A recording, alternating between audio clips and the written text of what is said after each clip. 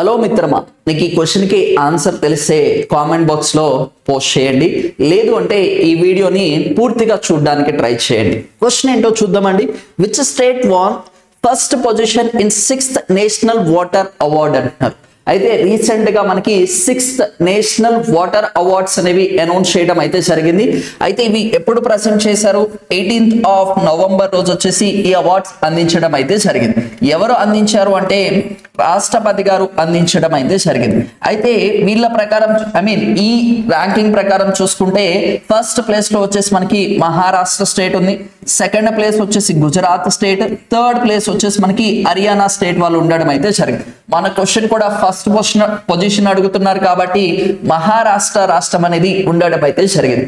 Water అంటే ఇద్దరు important persons అనే వాళ్ళు గుర్తుండాలి. ఒకళ్ళు వచ్చేసి వాటర్ మ్యాన్ ఆఫ్ ఇండియా అంటే రాజేంద్ర సింగ్ గారు గుర్తుండాలి.